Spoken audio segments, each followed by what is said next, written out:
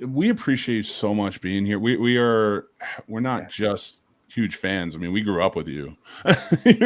You meant so much to us, in the past, and going forward to now. It's just we're so humbled that you would do our show like this and talk to us. So incredibly grateful. I mean, for me personally, you were what it was to be cool. Did Will tell you the great story on that very subject? No. Well, let's start with that. He grew up in the show, and by the time he was 16, I think he was really feeling full of himself. And he had gotten his driver's license, and he went out and bought his first car. He bought the same car Patrick had. He bought a Honda Civic, I believe it was. And we were walking. We had finished work together. We're walking from the studio back to the parking lot there at Paramount, the parking structure. And he's sort of strutting down, we're walking down the streets of Paramount. And he said, Frakes, I can tell by the music that comes out of your dressing room and the clothes that you wear. You used to be cool, didn't you? What a dig. Oh, that's brutal. I remind him of it every time I see him. That's great. Oh, and it's got to be wild now, especially because he's reached that age. And he's 50, man. He's 50.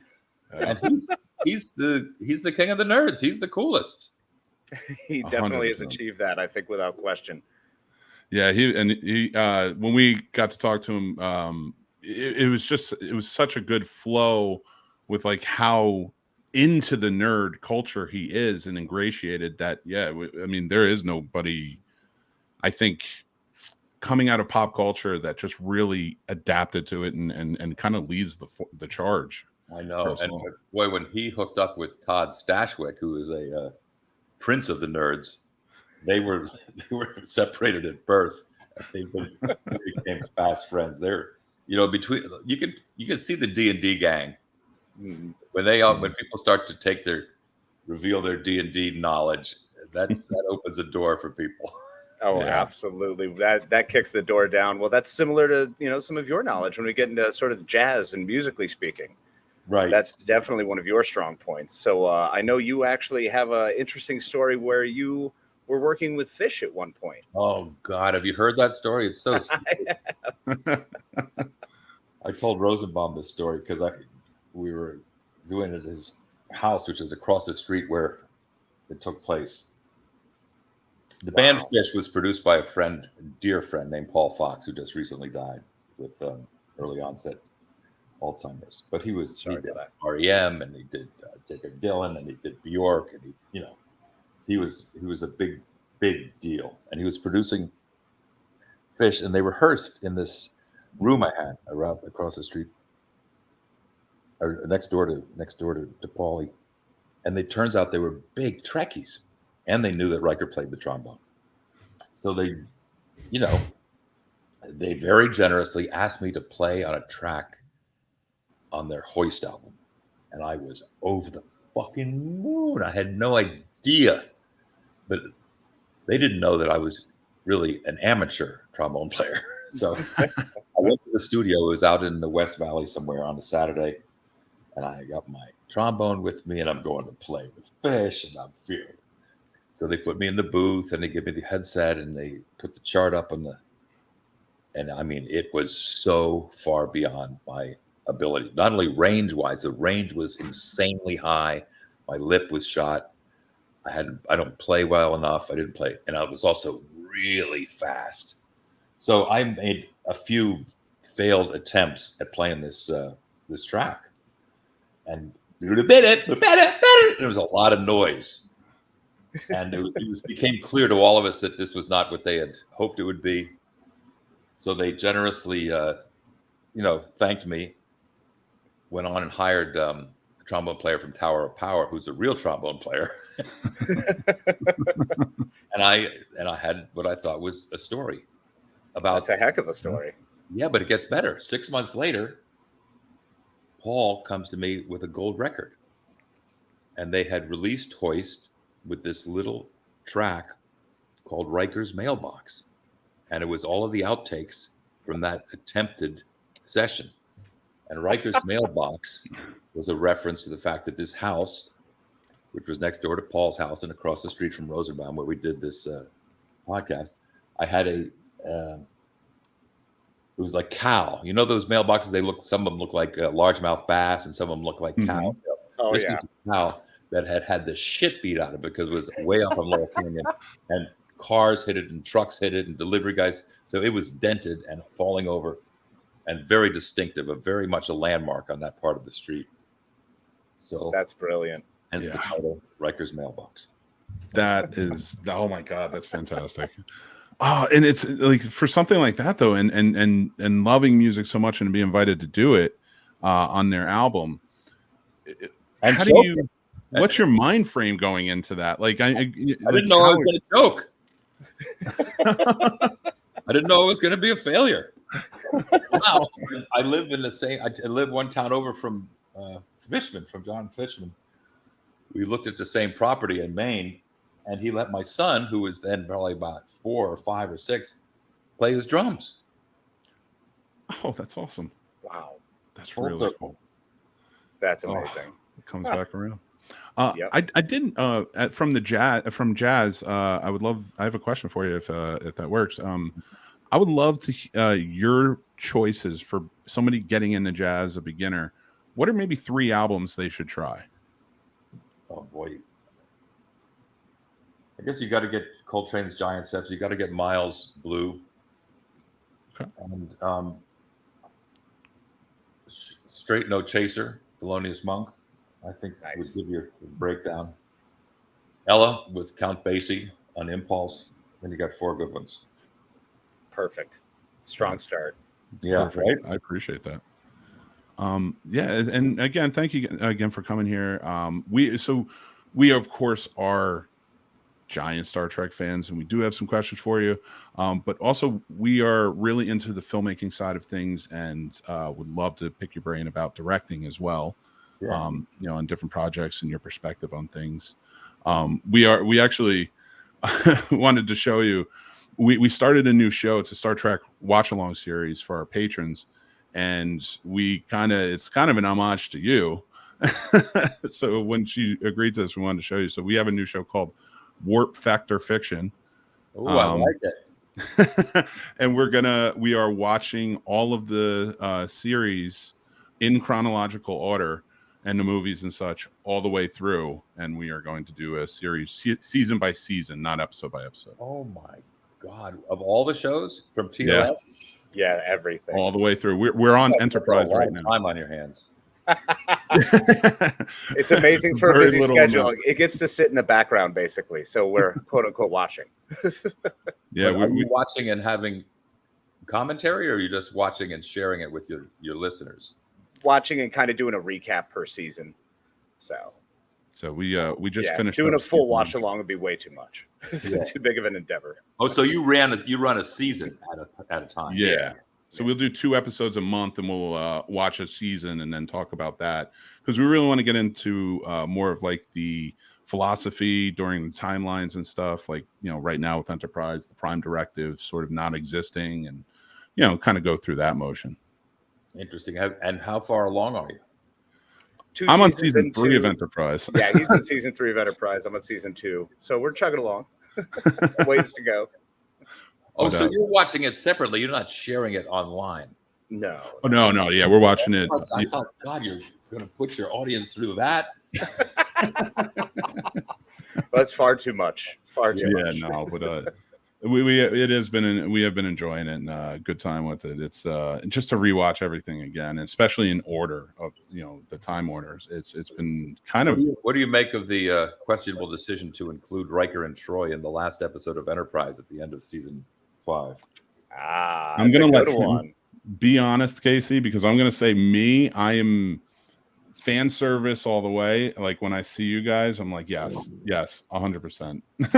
I can appreciate the aspect of fan service. I think I struggled with it. Took away a bit from the adventures that we had from Enterprise, but I also understood the need to wrap it up, and it was a good way to put a cap on it necessarily.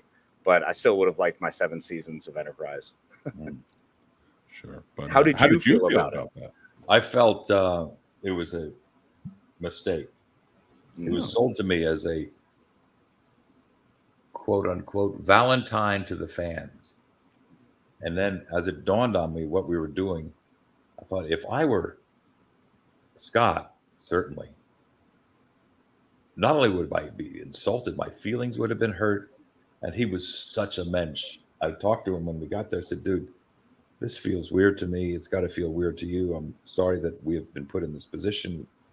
I think it's insulting to ask the two people from a show that happened to last 7 seasons to come in and close your show down prematurely after 5 seasons. It just felt I get fan service, and I'm the biggest whore on all of Star Trek, so I have to defend it. So it's it just has always resonated as a bad choice. Oh, okay. No, that's a great point. I never thought about it. Thank you for your honesty. I really appreciate that. No, it gives me something new to think about too. Mm-hmm. So we were talking, a couple of questions that we put together, especially with the Star Trek. Carrying on the Star Trek legacy from Roddenberry to Berman and Piller, how have you seen it grow from the creator's perspective and with the new viewpoints being brought in? It's been fascinating to watch, particularly going on to the to the next versions. You know, the Discovery, Picard, Strange New Worlds of Star Trek, in which I believe the creators, you know, Alex and Akiva and Terry and Shaban and Michelle and all the writers on these shows have allowed their own voices a little bit. They're all loyal and they're all canon, but they have the biggest difference I found, and specifically in this 3rd season of Picard, and I think it's been very successful, is the idea that there is conflict. Roddenberry was very adamant that in the family of the Enterprise, on the bridge of the Enterprise, there would be no conflict, and that's tough. And conflict, as we know, it's the heart of drama. So it always bumped with me, and I think it bumped with a lot of actors and directors and other writers. That makes for a more complicated way to entertain. Mm-hmm. And what Terry has done with this 3rd season, specifically with Riker and Picard being a conflict, Riker and Troy, as you'll see tonight.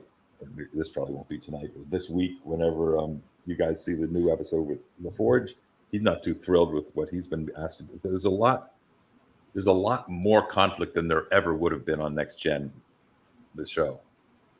Mm-hmm. Yeah, and it's been great seeing that. Sorry, Mick. One of the greatest parts has been watching that in the new season of Picard, the you and Picard moment where you kind of both exchange roles for a moment. Yeah, where you take over that captainship and you kind of have to put him in his place as he's trying to be the him off the fucking bridge. I said, "Get off my bridge! Get out of here!" Yeah, it was awesome. Casey and I were actually talking about that after the episode because it seemed the way you were as a captain on the Titan when you took over was this father figure who's like, I need to protect everybody. You're telling me to attack, and my job is to make sure that we can get out of this alive as much as possible. And then I listened to him, and it was a mistake. Yeah. Yep. Absolutely. Now that did you cherish that moment where you're throwing him off the bridge? Did you get a chance to do that a few times, take a few takes on it? Of course I did, and I decided to play it on him in the cut. Oh, that's amazing. And you guys coming back together again in this new season has been brilliant. I've fallen in love with just seeing you guys in action again, especially Picard and Riker on a bridge. Like, it's just been amazing.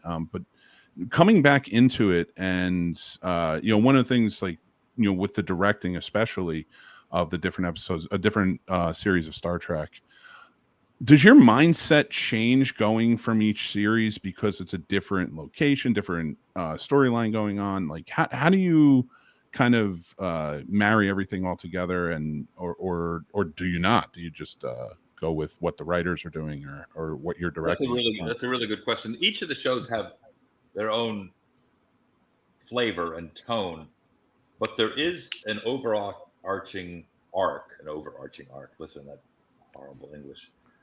That was created by Alex when he took over this franchise that is very much informed by the JJ world, where it's incredibly cinematic and filmic and theatrical and lens flares and camera movement and all the wonderful toys we get everything on these shows. It's an entirely different visual palette than we ever had on Next Gen or Voyager or Deep Space or Enterprise, you know. Yeah. So it's informed by the world that JJ, the fabulous world that JJ created. It's informed visually. So that has changed massively. And inside of that, the tone, I started on Discovery, obviously when Discovery started. That was an animal of itself. And Tunde, Olatunde, who's the producing director on that show, is a very visual filmmaker. So and we get competitive. That's the other thing. So it's a very competitive place to work and play. And you have to remember to get your coverage, because what happens is you can create beautiful, moving, seamless oneers that are going to get chopped up by the producers and writers because they want their close-ups. They believe that somehow, and sometimes you miss points and you miss, or that the studio, you know, there are other people, after you turn in your director's cut, you have to say goodbye to your baby and let somebody else have it. And it never gets easier, but it's the reality of the job. Yeah. So at least with these shows, we have the time and the money to create whatever we can imagine. And we have the privilege to prepare with the cinematographer that we're going to shoot with, which is great. The production designers on these shows are fearless. The costume designers are fearless. Makeup and hair it's a place where everybody's encouraged to test the limits of their creativity. Mm-hmm. And yet, that's fantastic. Still a show that you've got to come back and get your close-ups. You've got to make sure and I think I know where the objectives of the scene are. I think I know where the beats are in a scene. I think hopefully I know what's important. And if I don't, I find out during the tone meeting, which is a part of prep, an invaluable part of prep that I always look forward to, where the writer, we always it's a profound grasp of the obvious. We always describe what we believe the scene is about, or I have them describe to me what it's about. And it may be different than what I've been prepping. And so it's better to find out before you've shot than after you've shot and they say, God, dude, you missed the entire fucking point of that whole scene. What were you thinking? And so that's humiliating. Yeah, that could be brutal, I'd imagine. So I am curious, though, when it comes to those tones and the way things have changed and kind of grown, have you seen that sort of leapfrog from series to series, that everyone has pulled something and grown with, Robert McNeil, a lot of other directors and, family essentially from Next Gen and moving forward?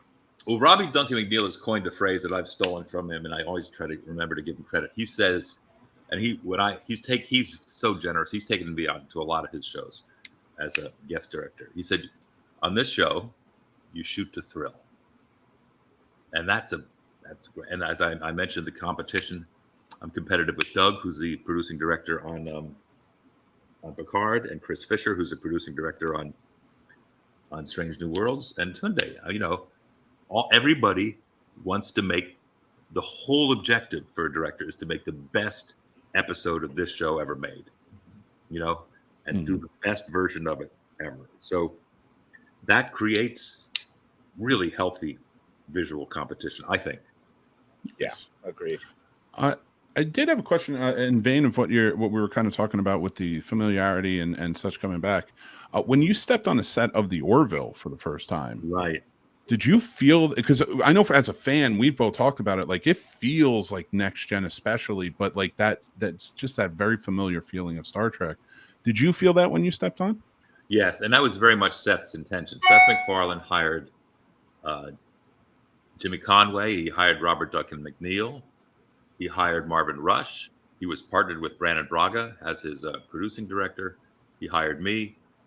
He surrounded himself with people from Next Gen because he was a massive fan of Next Gen. Yeah. So it was not unintentional. It was clearly intentional.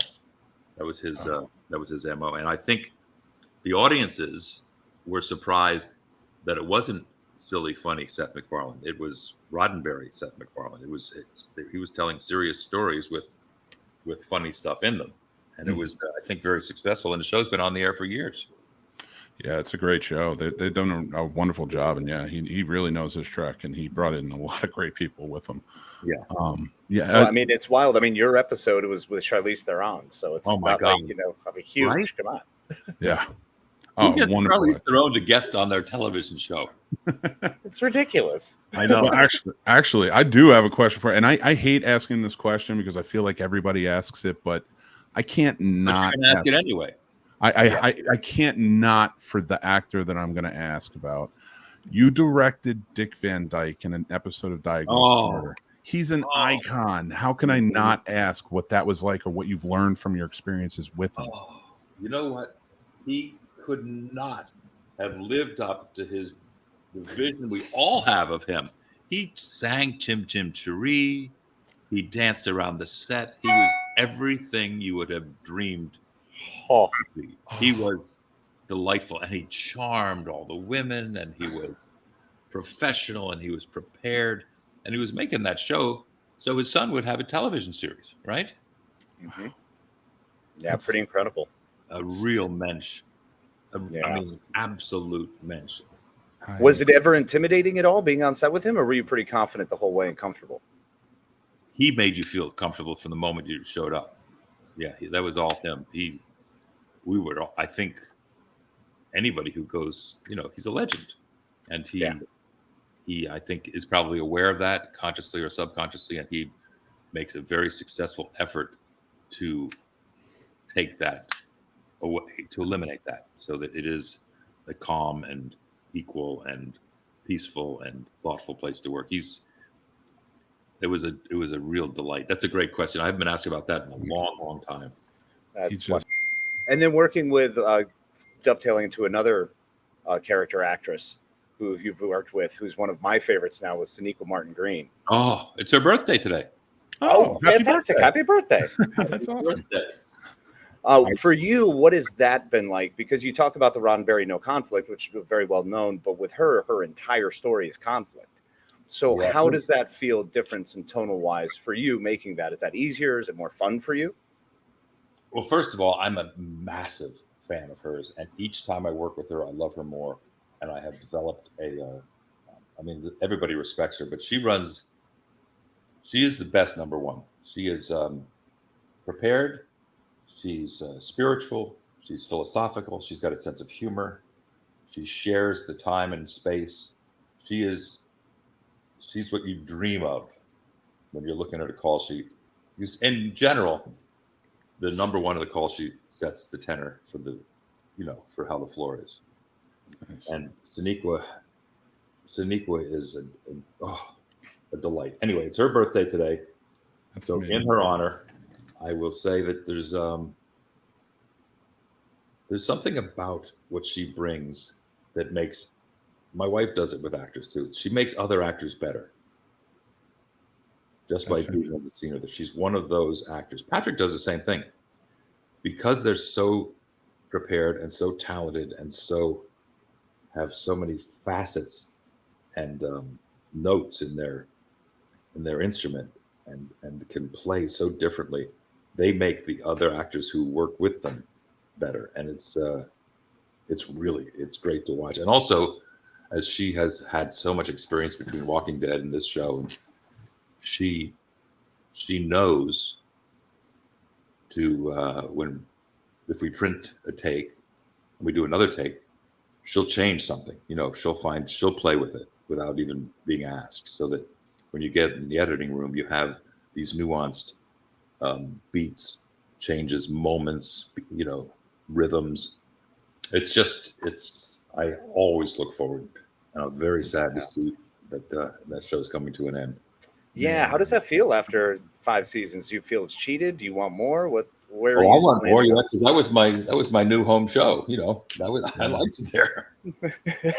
It was such a wonderfully it still is, this fifth season still coming out, but it's such a wonderfully told show. And when it started, for me, it started off a little slow to me kind of getting into it because I guess because of the conflict.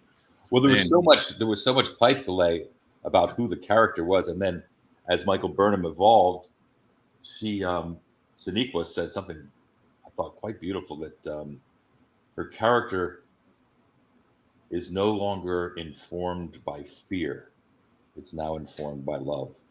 How about that? Beautiful, right? That is a beautiful. Yeah, that's sentiment. heavy. That's beautiful. I wish I could take credit for that one. Happy birthday, Sonequa. Crushed it. Happy birthday. I did. We just had a few more questions, if that's all right with you. Just kind of touch down on. I do have one, and for directing, from a directing standpoint. And now I've always wondered this, and now I have a chance to ask it.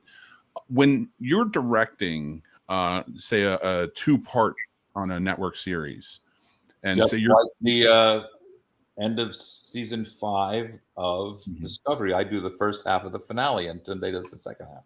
Yeah, wow. Yeah, and yeah, I've seen where you've done quite a few episodes on all different TV shows where you may have the first part or the second part. How closely do you work with the other director to kind of have a similar tone or feeling to it, or do you not? Is it just that you focus on yours and? Well, it's 2 different things. On the Picard series, we did blocks. We did 2-episode blocks, and they were often not connected at all. And on Discovery and on certain episodes of Next Gen, you're given part of a 2-part story, and then you can often prep together with the other director or with the writer, so that, and sometimes you tag team shooting too, if you have the opportunity or the time, you can shoot it as one long episode, and then you step in and out of a set. If a set's built that's in both shows, you go and do your scenes in that set, and then the other director does his scenes in that set, which is sometimes a little bumpy, but certainly when you're doing a 2-parter that has clearly got a beginning and middle and end, I think you have to stay on the same page tonally. Now, ironically, this season of Picard, I directed episodes 3 and 4, which worked wonderfully as a 2-parter, because at the end of the first part, we think we're all going to die. We're going into the abyss, and so we are at the bottom of our emotional arc, if you will. And then in episode 4, we come back and we have the birth of all these beautiful aliens, and there's hope. So that worked out. I think those 2 episodes played very nicely as a cinematic, like a little movie, like a little 2-parter. But that was, I'm not sure how intentional that was, but it was kind of the luck of the draw that I got to go and do those 2 episodes together. Nice. I do have one question for you.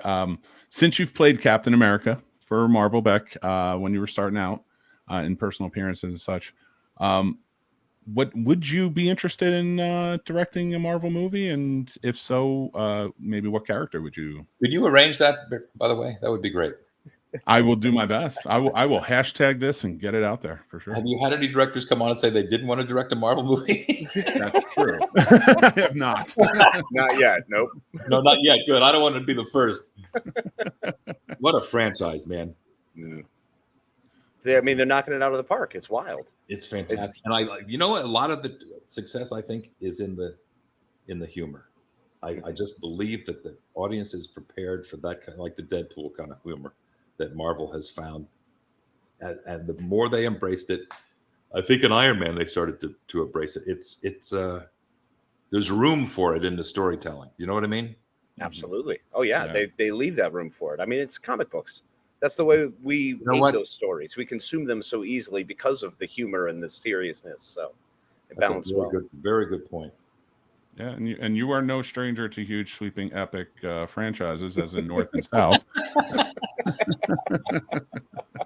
which had to be experienced within itself. I mean, oh gosh, North and South, man. I mean, such phenomenal work. What was it like for you working on that set? I was a kid, and I fell in love with my beautiful wife on that show, and we were out on the road for almost a year. So I watched. I was fascinated by the whole process. It was very early in my alleged career. So and to be on location for that long and to be around that big a production, that doesn't exist anymore, that miniseries vibe. You can't. I have it on tape. You can't find it anywhere? No, the miniseries genre. It is. Yeah, Yeah. I know. Yeah. It's so sad, really. Because it was so much fun to have those sort of epics on TV. Well, the streaming is sort of got the same vibe, but it's the miniseries were event. I mean, you think of Roots and you think of North and South, and there were the Thornbirds. I mean, there were so many that they were events. They were television events. Yeah. And now we have something similar with the streaming. I think, like, you look at a Stranger Things with its 10 episodes and the way it's broken up. You get something similar to that. I will definitely say, like, Taylor Sheridan shows, like, maybe not so much Yellowstone, but like the 1923 or 1883. I'm hooked on 1923, by the way. Yeah, it's great, isn't it? Oh, I didn't see the last one, but they this story about the couple coming back from Africa and the abuse story of the Native American girl in that Catholic school. I mean, the stories are intense. Yeah, they're riveting. Absolutely riveting. Harrison Ford playing this old man now with that great vocal thing he's doing and the physical thing he's doing. He's so sneaky good. He is. That's a great way to put it. Sneaky good. Yeah. It's very different from his character now on the show Shrinking. Yes, which is more comedic. I'm enjoying. Yeah, he's having a real rebirth. Yeah, he is. Not that he ever was out of the spotlight. No, but yeah, it's definitely with Indy coming back and everything. He's just doing fantastically. We do have some Patreon questions, if that's all right. Some of our patrons wanted to ask some questions themselves. And one was, what are the chances of Beyond Belief making a comeback? Beyond Belief has made a comeback. I just shot 8 episodes for German television. It's called X Factor Ungestraßen. In Germany, for some reason, Beyond Belief is a massive hit. And it's called X Factor. And it's all shot in English. So somewhere it's going to be. I don't know where it is. I don't know if you find it on YouTube, but it feels to me like it has. And they've just booked me for some more. So this German company is all over Beyond Belief coming back. Amazing. Cat Lynn, whom I made this episode of Strange New Worlds that we didn't plug yet, which is hysterical, the crossover episode with Lower Decks that Bill Wilkoff and Cat Lynn wrote. Cat Lynn and I have been trying to pitch a rebirth of Beyond Belief. I think the memes kept that show alive. Oh, absolutely. Yeah, for sure. The 8-minute videos of just you saying, no, it's not true, I think have also helped.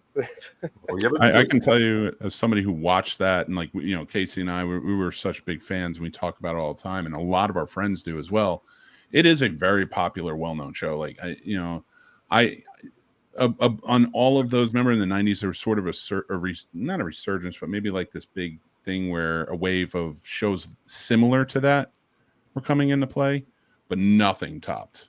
Yeah, like Ripley and all that. Yeah, that was and that's back when I was the official spokesperson for the paranormal after having done Alien Autopsy, Fact or Fiction. Yeah, that's right. Yep. That's perfect. Jason, thank you for that question. And this one comes from Sturdy. Did you draw inspiration from any famous horror movies while preparing to direct the Borg scenes in First Contact? Ooh. Nothing specific, but they were very much intended to be horror movie-like. Yeah, and perfect. I'm a Carpenter fan, so there's a lot of that. Yes. A lot of moving Dutch angles that push into horrifying situations. Well, to add to that, is there, if you were to, direct a horror movie, is there something, a type of maybe villain or sort of subgenre you would want to gravitate towards? I don't have an answer for that one. Okay, fair. And from Ward comes, Riker and Picard are obviously closer now more than ever before. In your opinion of the characters, how has their relationship evolved since they last served together on Enterprise? You already asked that question and answered. Yeah, I just wanted to make sure that he heard me say. It's just been truly amazing. And my best friend was such a huge fan of yours. He passed away a few years ago from cancer, and I have to ask this question in honor of him. Clock Stoppers was one of his favorites. We went and saw that in theater. Mine too. Yeah, and the question I was wondering about it was, you know, coming off of this is your third motion picture, theatrical motion picture to come out. It was the last one that made any money before I went to movie jail. Oh God, I hope that let's get you. And I'm starting another hashtag. I want more movies from Jonathan Frakes, because it's so good and it's a fun, energetic, and it's very youthful, of course, because it's a Nickelodeon movie.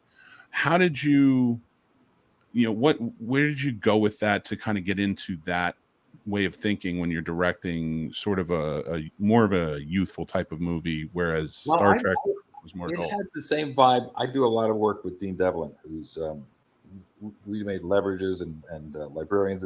Both of us like it's like an action adventure comedy, and that combo plate is what Clock Stoppers was meant to be. Plus, it had a great soundtrack. Albie Heck, who produced it for Nickelodeon, scared up some really good music for us. I worked with my favorite friend and DP, Tim Surstedt, who I had been looking to work with for years. And a wonderful group of young actors who were all eager and ready to go. It was a script that had been bouncing around at Paramount, and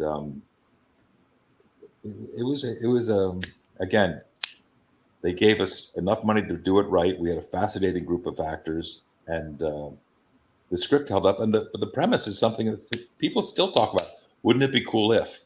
Yeah, it would be cool if. We've already got a movie about it. Yeah.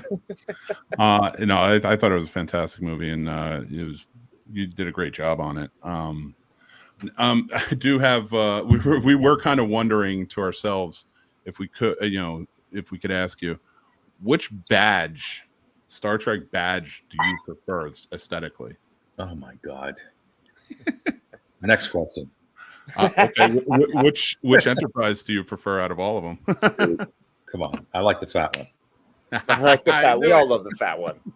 Love it. Very cool. It's amazing. Yeah, we appreciate you so much coming on and doing this and My talking pleasure. to us. It is an honor. You are fantastic, and to see on screen, to know you're behind the screen, and we cannot wait to see what else you do for not just Star Trek but everywhere. And I would personally like to say, as such a Star Trek fan, I am so grateful for the way you have carried the baton and just continue to push forward and have done such a fantastic job, really being the ambassador of the old era into the new. So I'm very grateful to you and all the fantastic work you've done. And thank you so much, Mr. Frakes, for joining us. You guys do a great job. Thanks very much for your time. I really enjoyed that.